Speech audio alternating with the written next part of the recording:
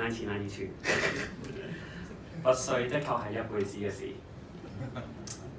I did not have the privilege to get to know former headmaster Lowcock intimately, except to shake his hands one time and meet him in a number of school events.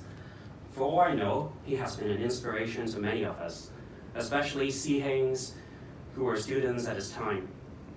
Here are some of the quotes attributable to his character by several old boys. First, there is Samuel Xu Seehang of the class of 79.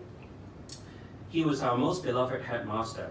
The trademark moustache, the cane, the stern look, the smile that could warm a young boy's heart.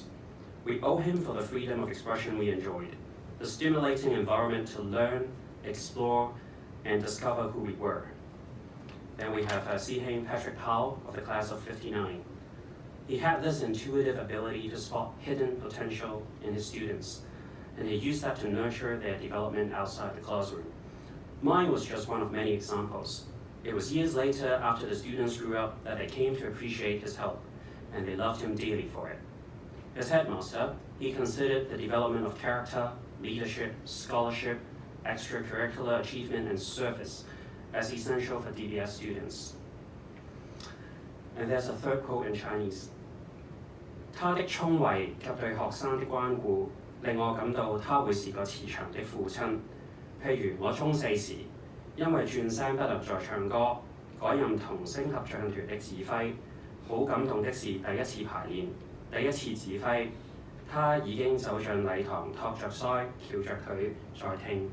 我那時還未做出任何成績。And subsequently, this old boy went on to ask him for career advice.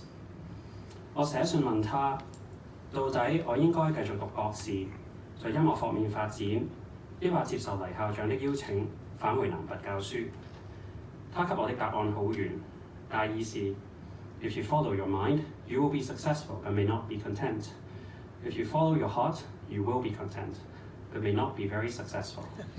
我覺得自己的心在這裏，根也在這裏，所以就返來了。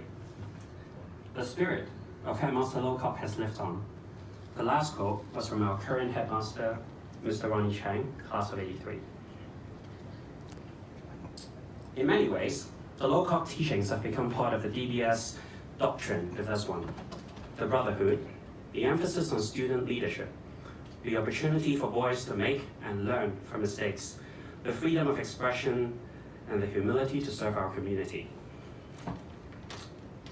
I'm grateful to count many fellow diocesans as brothers and lifelong friends.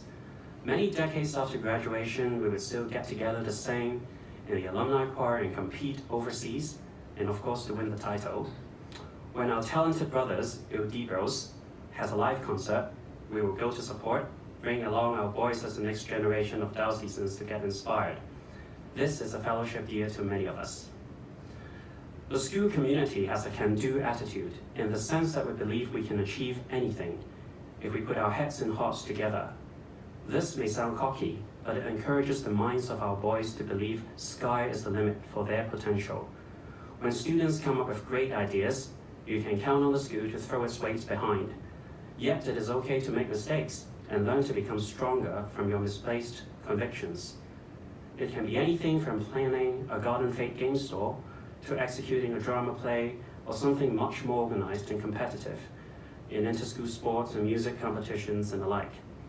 DBS has taught us faith in ourselves and in the brotherhood, and this has inspired many of us to go to the extra mile to achieve success beyond our dreams.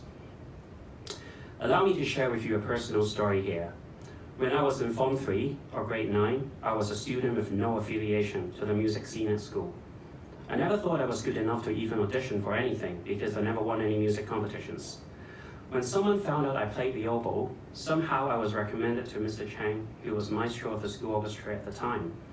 Turned out the set piece for senior orchestra that year contained a long oboe solo passage, and our oboists in the orchestras have either graduated or left the school that year.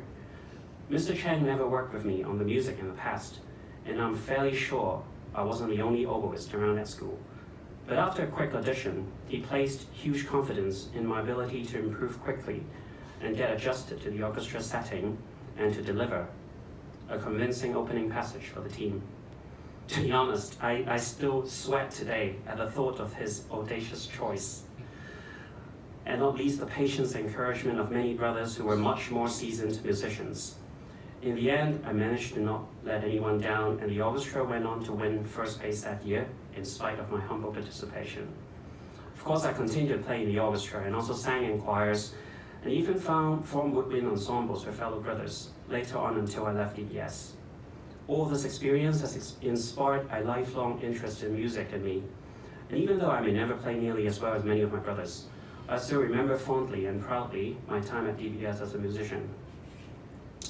So this is the DBS I know: a magical place, a nurturing place, a nearly foolish place, which inspires us to pursue our dreams with zest. But there is a less well-known side of our heritage, which Mr. Jacqueline Lai and also Headmaster Cheng and other seniors have reminded us from time to time not to forget. We started as an orphanage. We are an Anglican school, and so we should never forget the needs of the people around us and develop a spirit to serve and to lead by example. Many Sihains are actively involved in public service and also find time to dedicate their service to the school. I'm proud and thankful to be able to count them as inspiration and role models. Thank you for indulging me with the sharing. I hope the DBS spirit will resonate with you. Next, I would like to introduce you to a fellow Low-Cup scholar who was the recipient 5 years after me. Donald and I didn't get to know each other well until many years after DBS, but now we have been colleagues together for 7 years.